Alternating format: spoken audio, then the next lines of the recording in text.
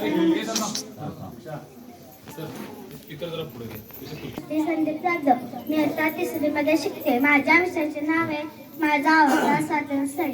ज्याच्या विचाराने प्रेरित झालेलो ते तडपदार ते लोकमान्य टिळक. अध्यक्ष महाशय, वन्य गुरुजन वर्ग तसेच उपस्थित माझ्या बालमित्र मैत्रिणी सर्वांना माझा नमस्कार. मी आज तुम्हाला भारतीय स्वातंत्र्य लढ्यातील थोर नेते लोकमान्य टिळक यांच्याविषयी काही 4 शब्द सांगणार आहे. ते तुम्ही शांतचित्ताने ऐकून घ्यावे असे माझे नम्र विनंती. लोकमान्य टिळक यांचा जन्म 23 जुलै 1856 रोजी रत्नागिरी जिल्ह्यातील चिखली गावी झाला. त्यांच्या वडिलांचे नाव गंगाधर टिळक व आईचे नाव पार्वतीबाई असे होते. लोकमान्य टिळक यांना घरातील सर्वजण बाळ असे म्हणत असत, त्यामुळे त्याचं नाव बाळ गंगाधर टिळक असे पडले. ते लहानपणापासून स्पष्ट व्यक्ती होते. त्यांना अन्यायाविरुद्ध चीड होती. एकदा वर्गात काही मुलांनी शेंगा खाल्ल्यावर टलफऱ्याची टेस्ट टाकली. गुरुजींना वाटलं तिघांनीच टलफरे टाकली.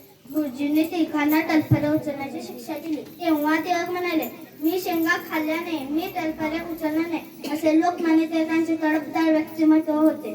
लोकांमध्ये स्वातंत्र्याविषयी जागृती म्हणून त्यांनी केसरी व मराठा ही 2 वर्तमानपत्रे सुरू केली. त्यामध्ये इंग्रजांविरुद्ध लेखन केले.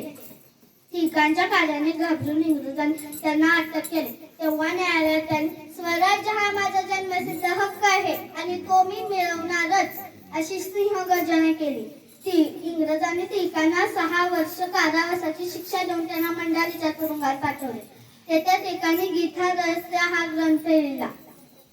लोकांमध्ये राष्ट्रप्रेमाची भावना निर्माण व्हावी म्हणून त्यांनी सार्वजनिक गणेशोत्सव व शिवजयंती हे 2 उत्सव सुरू केले. लोकांना एकत्र करून देशप्रेम, देशासाठी त्याग, एकजुटी सरळ करणे याविषयी जागृती करत लोकांनी त्यांना लोकमान्य ही पदवी दिली.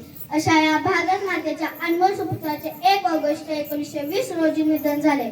शेवटी मी एवढेच म्हणेन की लोकमान्य टिळक हे नेतृत्वाने जाल होते. समृद्धी लेखनाचे जरती मशाल होते.